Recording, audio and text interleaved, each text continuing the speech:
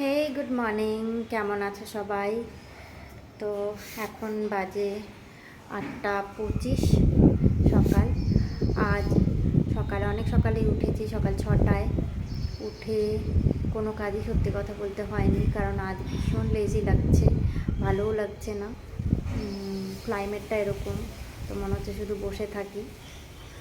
তো এই এলাম বাইরে, বাইরে এসে একটু এখানে বসে আছি, হাওয়া আসছে, ভালো লাগছে। অ্যাজ ইউজুয়াল যেমন আমি এখানটায় বসি প্রতিদিন, তো সেখানেই বসে আছি। বাকি কাল রাতেও বাড়ি চলে এসেছিলাম আমি তাড়াতাড়ি, যেমনটা তোমাদের বললাম আগের ভিডিওটাতে।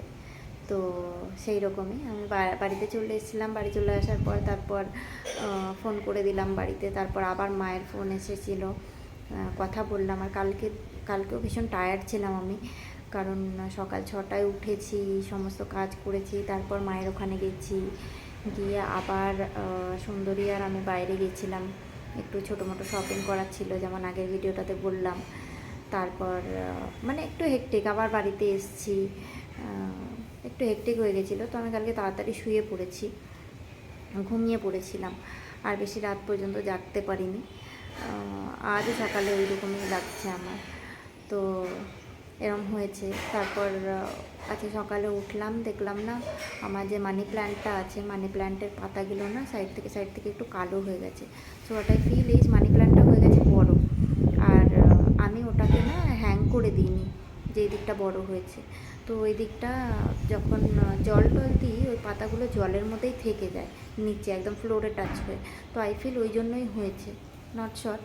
তো মানি প্ল্যান্টটা আজকে ওপরে রেখেছি, কিন্তু রাখতেও ভয় লাগছে, কারণ যেই লেভেলের হাওয়া চলছে ওখান থেকে পড়ে গেলে ওই মানে গাছটা তো নষ্ট হবে, প্লাস নিচের গাছগুলোও নষ্ট হবে। তো এই দেখো আমি দেখাই আমি কীভাবে রেখেছি। দেখো এই যে মানি প্ল্যান্টটা এইভাবে আমি রেখেছি এখানে, কিন্তু আমার মনে হচ্ছে খুব হাওয়া চলছে, তো এটা যদি নিচে পড়ে যায় তাহলে না এই গাছগুলোর ওপরেই পড়বে, যে প্ল্যান্টটা আছে, তারপরে ওই ক্যাকটাসটা আছে, ওটার ওপরে পড়বে। আর যে অপরাজিতা গাছটা আছে সেটার মধ্যেও দেখছি না পাতাগুলো একটু পোকায় খেয়ে গেছে, আমি জানি না কেন।